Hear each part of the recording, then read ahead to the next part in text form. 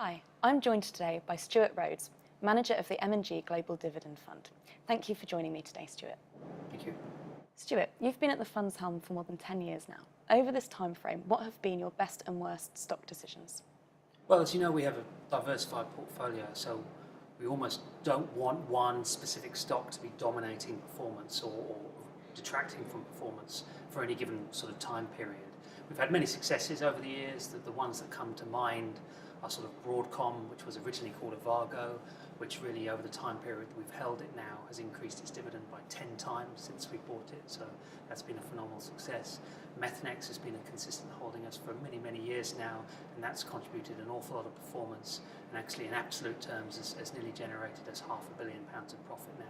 So there have been some big successes, but like any fund manager, we also have our periods where we don't have much success and we get some companies wrong. We're no different, so we've had some pretty poor investments along the way. One that really sticks to mind is a company called Orica, which is an Australian business that makes mining explosives. Really why this wasn't successful because we held on to it for too long in the belief that it would turn around, and so probably there were many times where we could have cut that position earlier and actually saved our unit holders quite a bit of money.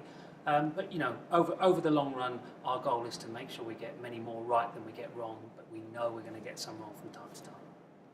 And over the 10 years, Stuart, has your process changed or altered at all? The philosophy and process really hasn't changed much since we first launched the fund back in 2008. In fact, we often joke that a lot of the slides that we use in our marketing material are exactly the same slides that we first had when we first started talking about the fund back in 2008. I've probably given that presentation over 1,000 times by now, and so some of those slides I've talked to 1,000 times. We're big believers in what we do, investing in companies that grow their dividend on a consistent basis every year. We don't think that's a fad or a fashion. We don't think it's going away anytime soon.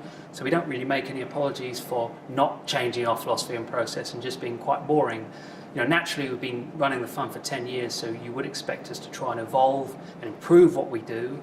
But the actual fundamental core of what we believe in is exactly the same as what it was in 2008. And where are you seeing the best dividend opportunities at the moment? Well, we see dividend opportunities in different parts of the market. So we split our fund up into three sections, which is really quality, which is the more defensive aspect of the market, assets, which is the more cyclical part of the market, and then the growth element. The growth element's the toughest one. So we saw a lot of opportunity there back in 2016 when there was quite a lot of volatility in the markets, which gave you those entry points into good growth businesses. Volatility's been pretty benign. Very benign in 2017, maybe less so in 2018, but still not enough volatility to give you those exciting entry points. So our growth exposure is probably on the way down. In the other two, we are seeing quite a lot of opportunity.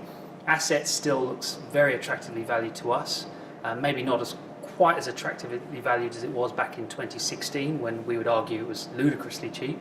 Now it's sort of moved up to just being attractively valued or a little bit cheap. So we've still got quite a bit of exposure there. But probably the more recent dynamic has been on the quality side and the defensive side. There was a real love-in in that side of the market maybe 3-4 years ago. The bond proxy sort of argument was really catching wind within the markets. People got very excited about that, and that really has been falling away pretty significantly now for 18 months. So we're starting to get a little bit more excited, specifically within consumer staples and a bit of healthcare. Those two sectors are starting to represent better entry points than they have done for some time, and so naturally that's where we're focused on a bit of work. Thank you very much. Thank you.